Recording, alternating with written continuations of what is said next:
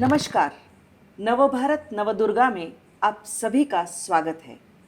इस विशेष श्रृंखला में हम आपका परिचय करा रहे हैं कुछ खास व्यक्तियों से। आज हमारे साथ है निवेदिता, जो पुणे की एक मशहूर डिज़ाइनर है, अंतर्राष्ट्रीय स्तर तक पहुंच चुकी है। और मैं आपको बता दूं कि पवार परिवार से जुड़ी है। मौजूदा उपमुख्यमंत्री अजीत दादा पवार की भांजी है। लेकिन ये इनका परिचय नहीं है।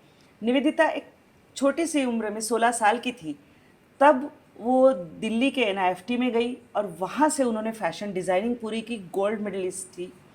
निवेदिता, राजनीतिक परिवार का आपका बैकग्राउंड है, इसके बावजूद आपने डिज़ाइन पूरा इसमें फैशन डिज़ाइनिंग में जाना, ये कैसा सपना देखा? आई थिंक मैं जब से पैदा हुई थी तभी से आर्टिस्ट वाला दिमाग था, आर्टिस्ट की सोच थी। मैं क्लासिकल कथक डांसर भी हूँ। मैंने बहुत सालों तक क्लासिकल कथक किया था और उसके बाद ड्राइंग, पेंटिंग, फैब्रिक्स, मेरी दुनिया ही वही थी। तो उसकी वजह से मेरा या तो फाइन आर्ट या तो फैशन, इन दो लाइंस पे ही हमेशा फोकस रहा। और मैंने सोचा कि मैं इंडिया के बेस्ट इंस्टीट्यूट में, जो FIT न्यूयॉर्क से अफिलिएटेड है, वो निफ दिल्ली में ही जाके मैं पढ़ाई करूँगी। तो माँ बाप ने मुझे बोला कि हम तो कुछ नहीं कर सकते इसके बारे में, आपको अपने खाने पीने की सुविधा खुद करनी पड़ेगी आगे जाके, और पढ़ाई और एडमिशन की भी सुविधा खुद ही करनी पड़ेगी। तो मैंने बहुत मेहनत की। तब मैं बहुत लाखों स्टूडेंट्स में से फर्स्ट 30 स्टूडेंट्स निफ दिल्ली की क्लास में जाते हैं, उसमें मेरा सिलेक्शन हुआ। मैं 4th आई इंडिया में। और उसके बाद जो मैंने दिल्ली का एक थोड़ा सा पूना से जाके दिल्ली जैसे बड़े शहर का एक जो कल्चर शॉक होता है, उसकी वजह से जो मैंने पढ़ाई में मन लगाया, एक उसके कारण भी, और मेरी सिंसियरिटी और जो भी टैलेंट मैंने डेवलप किया था उसकी वजह से, जैसे आपने बोला कि मैंने मेरा फर्स्ट सेमेस्टर टॉप किया और उसके बाद मुझे एक बहुत ही बढ़िया कॉन्फिडेंस आ गया कि मैं इस क्षेत्र में बहुत ही बढ़िया काम कर सकती हूँ। और वहाँ से फिर पीछे मुड़ के देखने की ज़रूरत नहीं पड़ी। कंप्लीट तो करना ठीक था, लेकिन पुणे जैसे शहर में आना, क्योंकि तब एक दिल्ली का अपना एक फैशन का वर्ल्ड है, पूरी दुनिया है। मुंबई का भी है कि उसमें वो फैशन कल्चर था, लेकिन पुणे हमेशा से थोड़ा कॉन्जर्वेटिव भी रहा है। यहाँ पर आकर आपने, मुझे पता है कि एक स्विंग मशीन, एक टेलर और घर से काम शुरू किया। लेकिन लोगों को ये बताना कि केवल टेलरिंग के आगे भी जाकर एक दुनिया है जिसमें डिज़ाइनिंग है, ये सारा है। और वो प्राइस के लिए उनको कन्विंस भी करना, स्टाइल के लिए भी कन्विंस करना मुश्किल रहा होगा दौर। बहुत ही मुश्किल था। जब मैंने शुरुआत की तो मैंने एक बहुत ही छोटा एग्जीबिशन भरा था एक आर्ट गैलरी में, छोटी सी आर्ट गैलरी में, पूना में, ढोले पाटिल रोड पे। और वहाँ पे जो कुछ एग्जीबिशन जैसे है वो सुन के जो लोग आते हैं, उन्होंने जब आके मेरा काम देखा, एक कलर स्कीम के हिसाब से जो कलेक्शन प्रेजेंट किया हुआ था, मैंने उस टाइम पे बहुत अभी इस बात को 2002 की बात है, तो 21 साल भी हो गए। और उस वक्त हैंगर्स पे खुद की ब्रांड प्रिंट करवाना, हैंडमेड पेपर पे ब्यूटीफुल इनविटेशंस विद ब्रांडिंग करके सब पूना में बंटवाना। तब न्यूज़पेपर्स के थ्रू मुझे याद है कि हमने इनविटेशंस भेजे थे, क्योंकि किसी की पहचान ज़्यादा तो थी नहीं। इवन कैरी बैग्स बनवाना ब्रांडिंग के साथ। तो उस टाइम के लिए ये एक बहुत ही एक्सक्लूसिव एक्सपीरियंस था। मैंने 6-7 कलेक्शंस प्रेजेंट किए थे, जिसमें सब में रंग संगति बहुत बहुत ही आधुनिक थी, एक अलग से थी जो लोग उस टाइम पे नहीं पहनते थे। हैंड एम्ब्रॉयडरीज बहुत फाइन की हुई थी। तो उससे मुझे लगता है कि लोगों को भी काफ़ी कॉन्फिडेंस आ गया। और मैं कपड़े अंदर से बाहर करके दिखाती थी, क्योंकि वो कहते थे कि टेलर तो ये 150 रुपये में सिल के देता है, आप 450, 600, 700 रुपये क्यों ले रहे हो। तो उन्हें बताना पड़ता था कि एक तो इसकी अंदर की बाहर की फिनिशिंग, फ्रेंच सीम्स किए जाते हैं उसमें, और ऑर्गेन्जा टेप की फिनिशिंग की जाती है। इसमें मटेरियल्स बहुत एक्सपेंसिव यूज़ होते हैं। जो टेलर आपको काट के सिल के दे रहा है वो ओवरलॉक भी नहीं करता। यहाँ पे तो आपको कच्ची सिलाई भी नहीं दिखेगी, आप कपड़ा उल्टा पहन के बाहर निकल के जा सकते हो और फिर भी वो सुंदर लगेगा।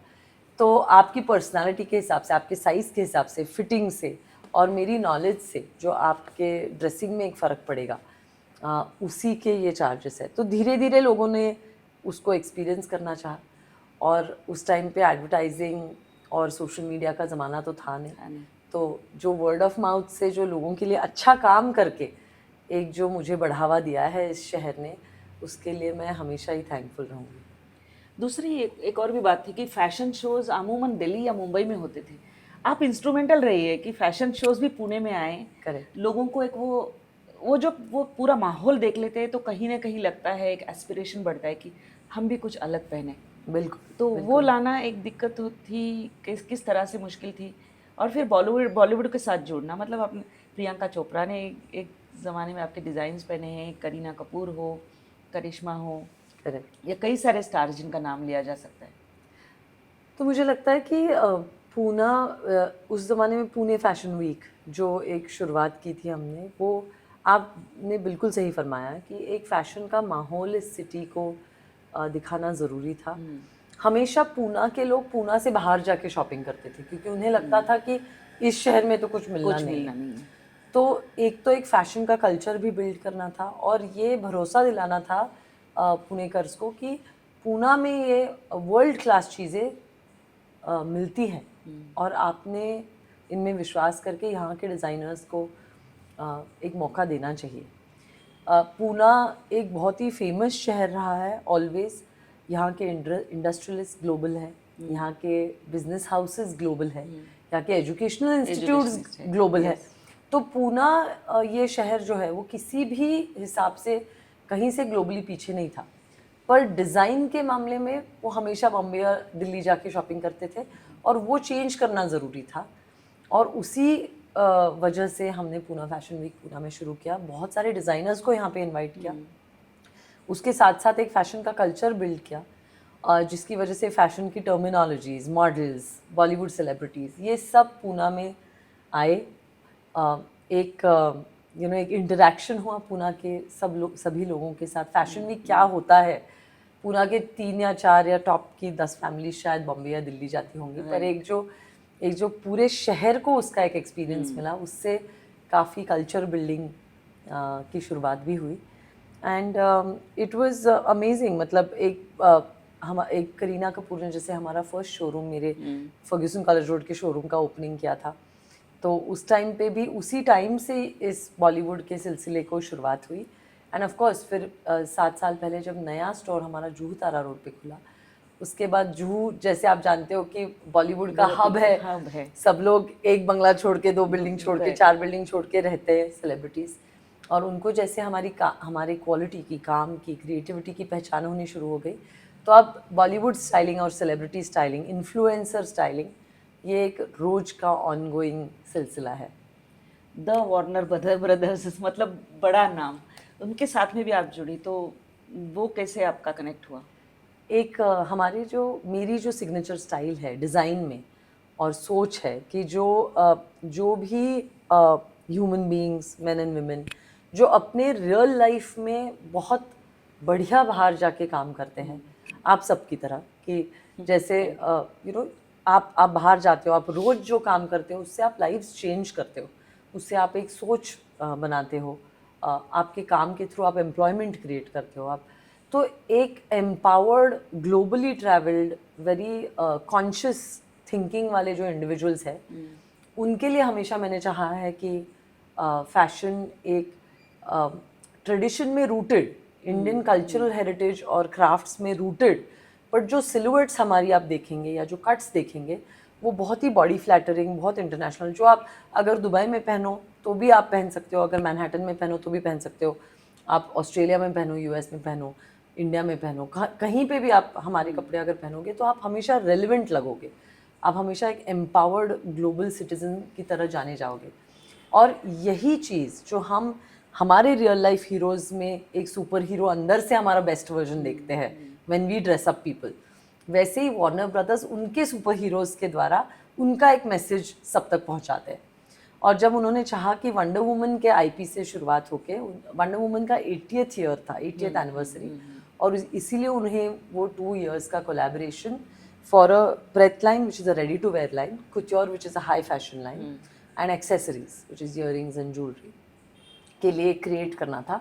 तो उन्होंने हमारी डिज़ाइन सेंसिबिलिटी को देखते हुए उन्होंने कोलैबोरेशन बिल्कुल सही समझा, और उनके लिए हमने ये तीनों लाइंस क्रिएट की जिनको नेशनली इंटरनेशनली काफ़ी अक्लेम मिला।